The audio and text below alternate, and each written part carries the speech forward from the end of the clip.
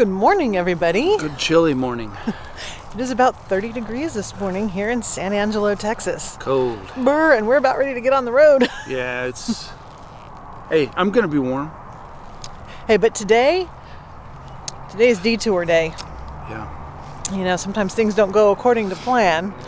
And we originally had planned to ride west from here out towards Marfa, Texas, and then on to Big Bend.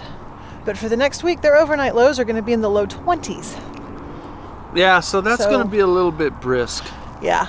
So we decided we're going to head south. We're going to go down to Medina Lake, which is in hill country. And we're going to wait out the cold snap there. And then once it kind of warms up again, then we'll continue our way out west. Yeah. So today, south, heading towards hill country. Have a couple of stops we're hoping to make along the way. We're going to ride what they call the Toenail Trail.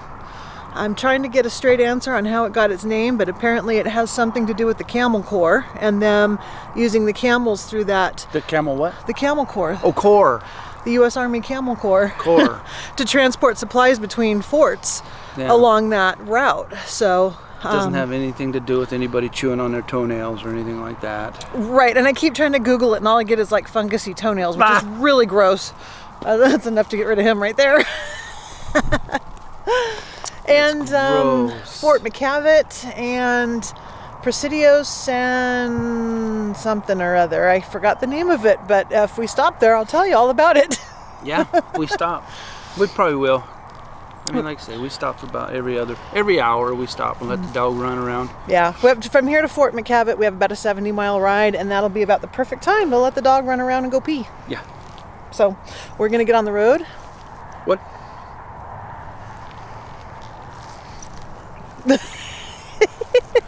All right, it's time to get on the road. We'll see you guys down there. Hopefully we won't be too frozen. We won't. Later.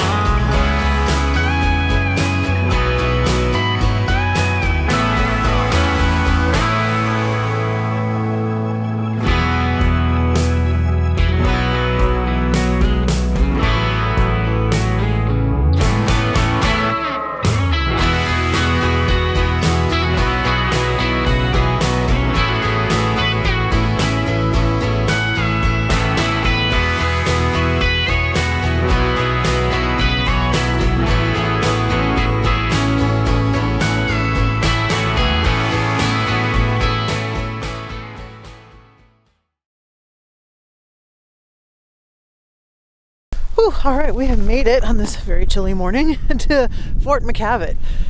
Sits here at the headwaters of the San Saba River.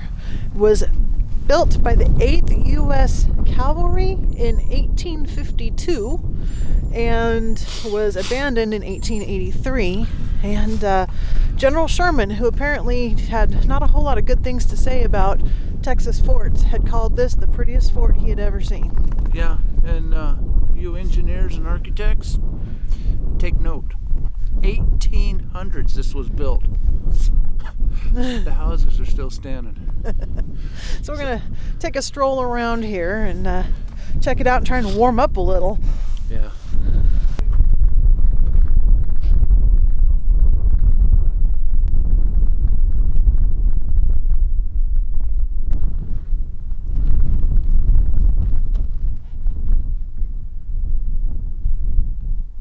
Ooh, all right, we got a second without too much wind, I think. So these kind of dilapidated buildings there and there behind me, those were the barracks. Now, I just talked to the guy in the visitor center, and what he told me was that this place was never a ghost town. There's 2 buildings here that have been restored, but other than that, everything else is original. But he said when the Army decided to abandon the post, they lowered the flag for the last time at 11 a.m.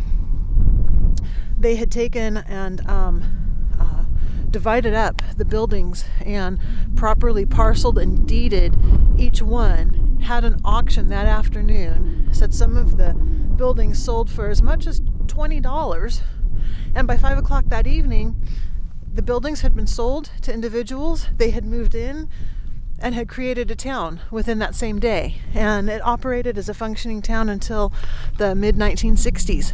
And the schoolhouse here, he said, operated as a schoolhouse until the 1950s, and his mom graduated 8th grade from the schoolhouse here at the fort. So pretty neat, a lot of neat history here, and the fact that it's also well preserved. So they're going to be, he said this weekend, they're going to be doing a reenactment with some riflemen, and so kind of a cool little stop. Wish it was a little bit warmer.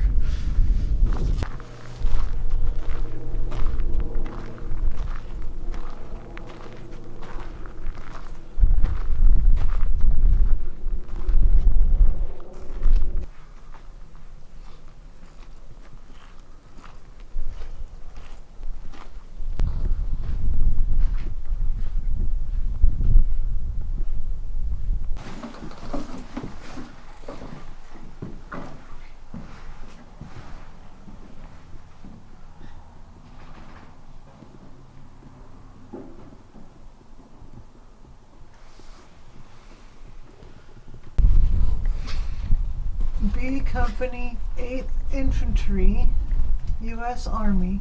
Yeah, 1853. How cool. So behind me here, it looks like is the old headquarters building. And then right out there, those little houses there that go along, that's what they call Lieutenant's Row. That's where the officers lived.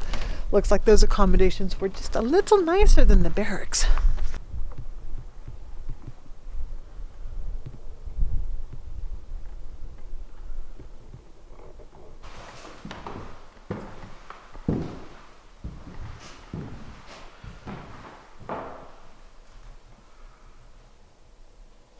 One of the interesting things we read about the men who served here at the fort, the white soldiers were mostly foreign born.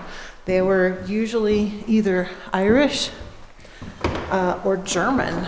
And then they had both slaves and free black men who served here. At one time it had been a Civil War outpost. And they had... It says that the it didn't matter really who they were. Everybody served equally, side by side here.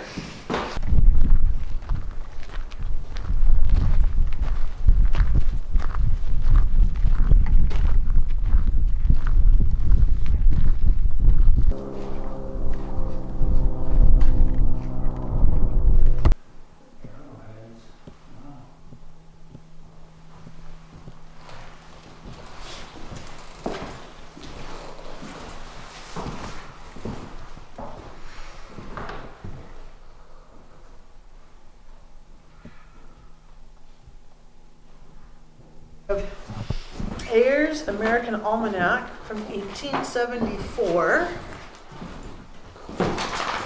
E. Butterick and Company's catalog, summer 1873. I'm not sure what that is. McGuffey's Eclectic Primer, revised edition. And Mrs. Winslow's Domestic Receipt Book, 1874.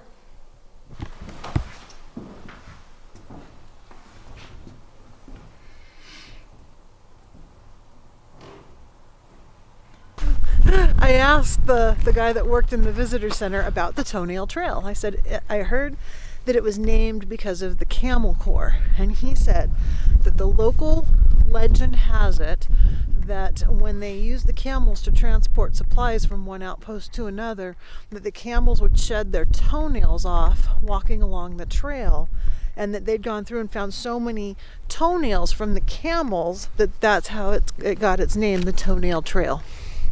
But he says it's local lore. He's not sure if there's anything to actually back up their claim or not. Huh.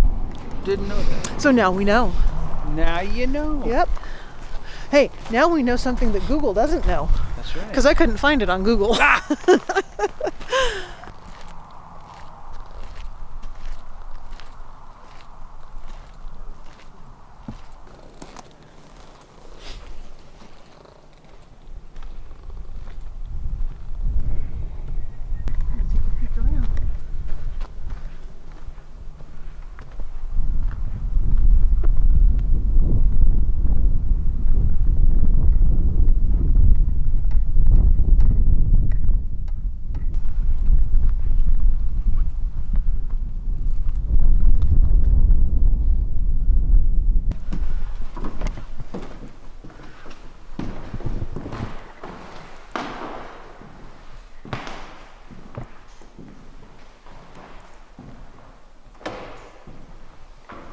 Well, that was a neat little stop. I don't think either one of us got as warm as we had hoped we would. No. We'll have to check the temperature. It would be really nice if it was at least above 40 degrees right now, because it was just starting to come above 40 when we pulled in. Yeah. It had been in the 30s the whole way here, so still just a tiny bit frozen. Let's check it out and see what it says. Yeah.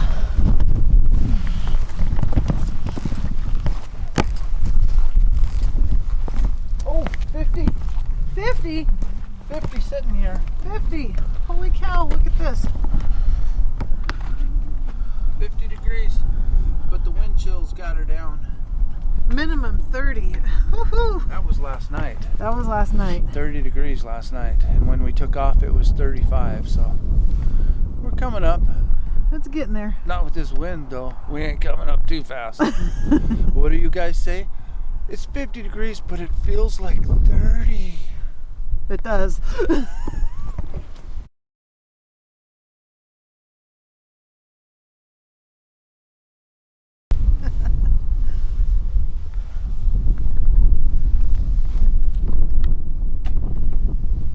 Whew. Alrighty, quick stop. We're about a mile west of Menard, Texas, and we ducked in here at the Presidio de San Saba. Yeah, Presidio de San Saba. And it was established in April of 1754 by the Spanish Colonial Army.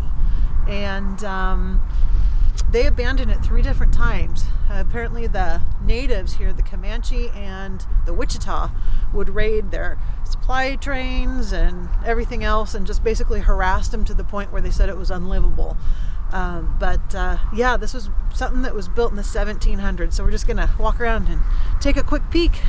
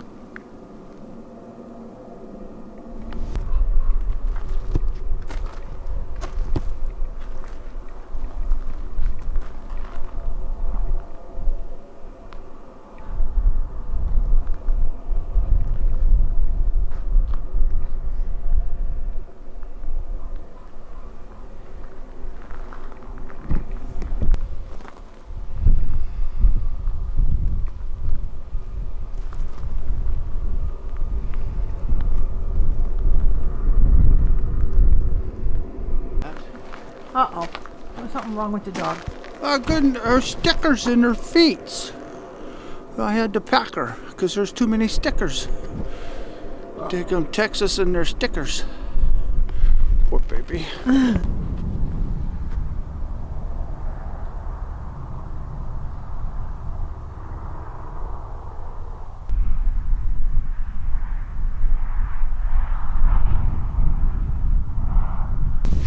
So the Presidio here, it was built to protect the mission Santa Cruz de San Saba, which was adjacent to it, just down the road.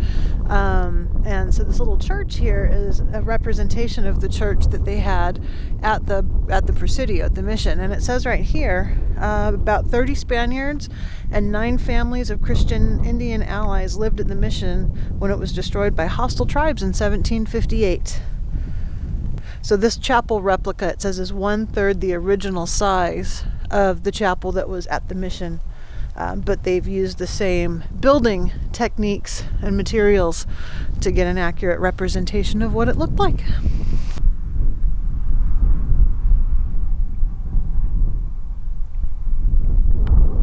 Well, that was a neat little stop. Right on the highway. I mean, you just duck right into it. So, doesn't cost anything to just come in and walk around. Not a whole lot left, just a couple of walls.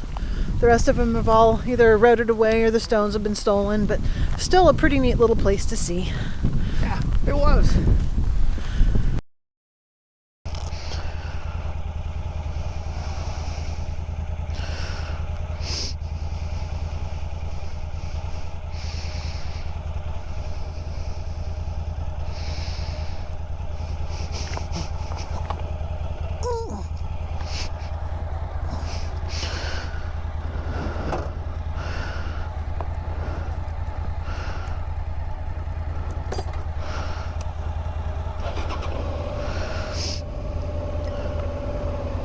Let's go.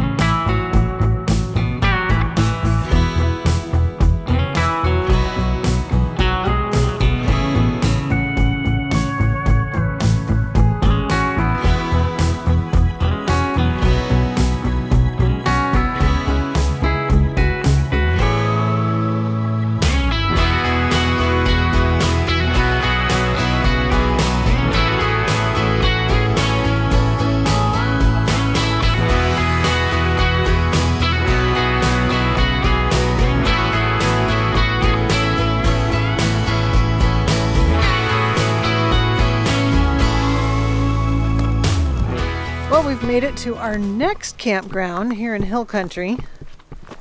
We're at the Medina Lake Thousand Trails. Our original idea was to come a little further south and try and hit some warmer weather.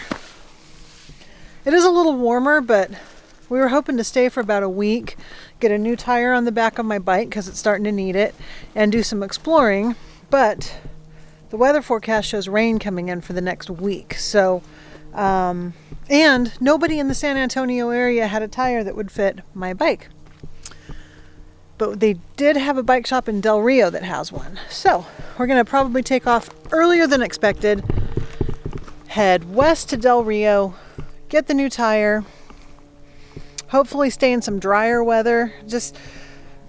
I've never seen weather this nasty in Texas this time of year. Texas has always been warm and pretty nice, and it's just been cold and miserable lately. It's, hopefully it's supposed to warm up, so fingers crossed.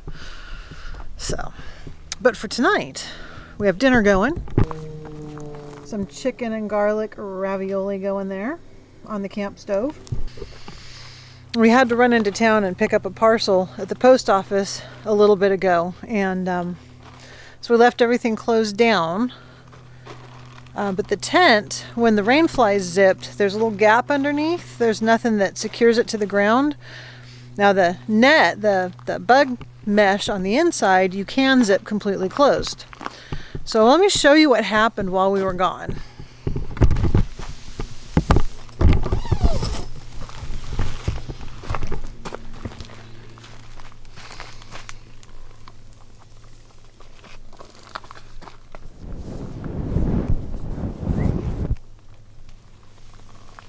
We now have holes in our bug netting.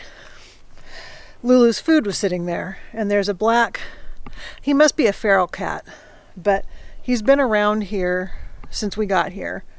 And the little turd tore a hole in our mesh in the tent to get to Lou's food. When we left. Yeah. Arr. I mean, it's one thing if I mess something up, but I don't like it when something else comes in and messes our stuff up. So the cat is on the shit list. I sicked the dog on her. The dog didn't do anything to it. Chase it. This has just been one of those trips. We on our way down here. On our way down here, we lost the GoPro that goes on the front of Bubba's bike, and he went back and tried to find it. Couldn't find it, and I'm more bummed about losing the footage on it than I am about losing the camera. Sorry, I'm dog duty. Yeah. So, anyways, that's been what we've been up to the last couple of days. I'm gonna go finish fixing dinner so we can eat something. We're both hungry.